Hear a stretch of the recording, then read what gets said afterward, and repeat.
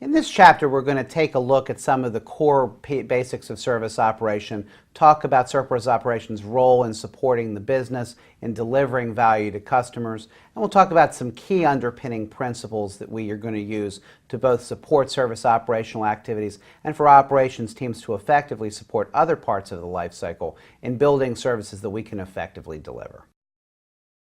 In this lesson, we're going to take a broad view of service operations, look at its role in the service life cycle, how we use service operational data and information to support other aspects of our services, and ultimately how we're going to work to establish clear purposes, goals, and objectives for our operational activities, establish clear scope for service operations, and talk a little bit about the value to the business that service operation delivers. When you look at the role of service operation in the service life cycle, this is really the moment of truth from the customer's point of view. Prior to this, we've spent time modeling services and service potential. We've designed services for customers, gone through a lot of transition planning and coordination to help bring those services out of the development environment and into the live production environment. But it's only really here when services become into operations that the customer begins to gain the benefits associated with the service. So what are the customer's expectations really at this point? That we're going to in fact deliver the service. The service that we built, the service that we transitioned, now becomes the service that we host. And we actually need to deliver effectively on a consistent basis to the customers and be able to provide appropriate support for that service to keep it up and running and to keep it available for customer use. In order to support service operational activities, we're going to introduce a series of 5 processes and 4 functional groups to describe how we're going to do operations and coordinate and manage the delivery and support of services. We're going to talk about event management and its role in helping us have early warnings of potential incidents or problems in our infrastructure, or just to maintain appropriate operational control of normally functioning services.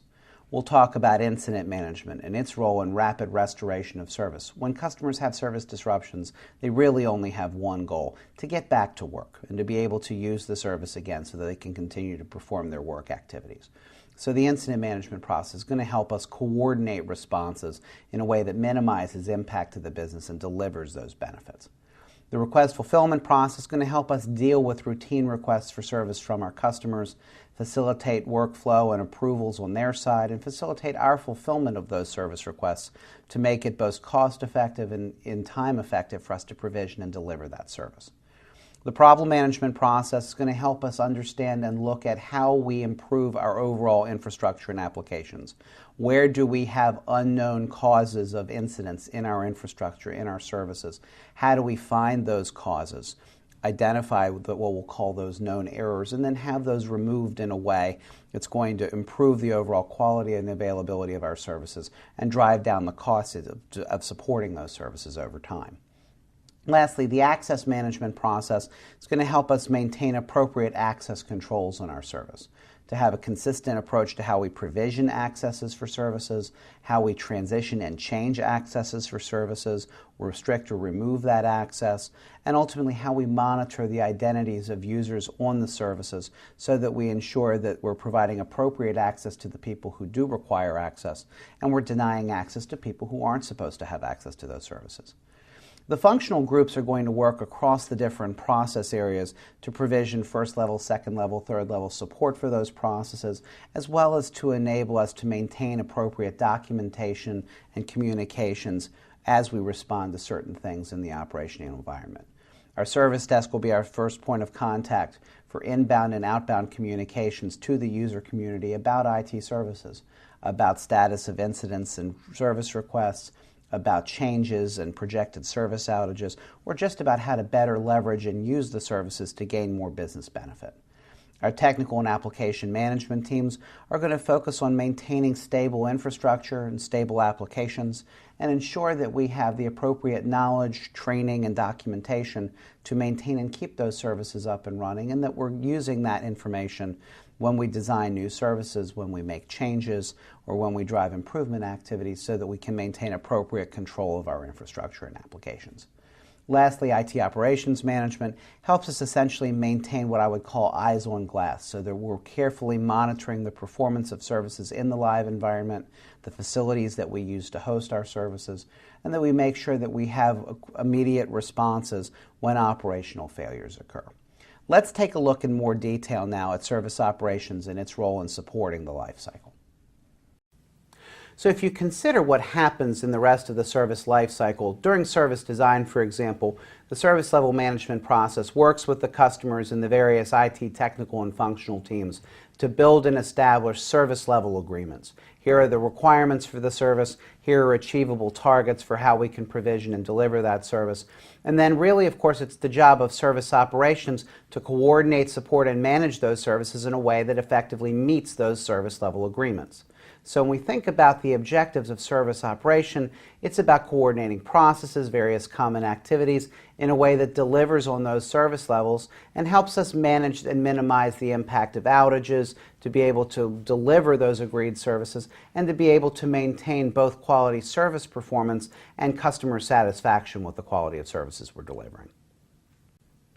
When you consider the scope of service operation, it's extremely broad. Right? So of course we're talking about all provided services. Some of these may be internally provisioned and delivered services that we host. In other cases we may be talking about externally provided services that we contract with a third party to deliver. Of course, from the customer's perspective, it doesn't really matter to them who in fact is managing the hardware and the software and the applications. It's all IT to them. And so they're looking for us as service operation to provision and deliver and support those services regardless of who in fact is doing which pieces.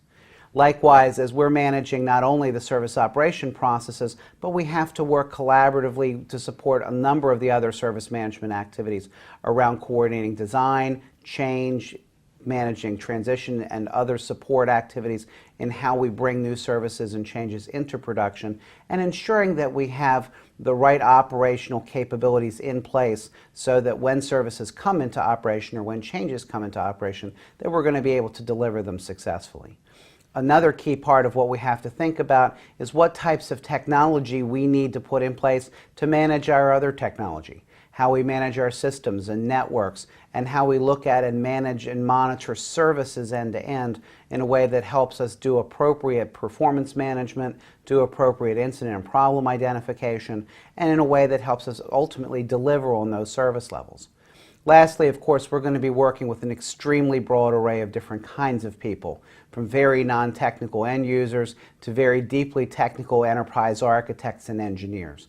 And so we need to be able to work with both service consumers and service providers in a way that enables us to facilitate relationships and deliver the right level of service across our technical and functional teams to support the customer's needs. So one of the good benefits associated with service operation is it's very highly visible to the customer. And so the value to the business is almost immediately evident. I get the services. Now, of course, keep in mind, as we've worked our way through the service life cycle, we've probably spent a lot of money already. We went through a whole bunch of strategic planning and strategy, modeling service values, making a decision whether or not to provision a particular kind of capability. In service design, we went and built or bought and integrated the various pieces to provision the service, how we're going to measure the service, how we're going to monitor the service, how we're going to manage it, and all those other things. As we worked our way through transition, we coordinated how we oversaw release, packaging, build and deployment of that particular change or those particular new services, but it's only at the moment of truth here in operations where we get to use the service. And so from the customer's perspective, the value is immediate. Now I get it. I get to have the service. And so the customer's basic expectation is really very simple. Keep the service available and up and running for me so I can use it. On the flip side, we have funding challenges because in many cases when customers look at the life cycle of a project to create a service, for example, they have the expectation that once the service is live and in the production environment, it more or less runs in a steady state type of way. And of course, you know that that's not realistic. So being able to establish appropriate funding mechanisms to support service operational ongoing requirements and costs can be an ongoing issue that we're going to have to deal with, and we're going to have to set appropriate expectations for with our customers.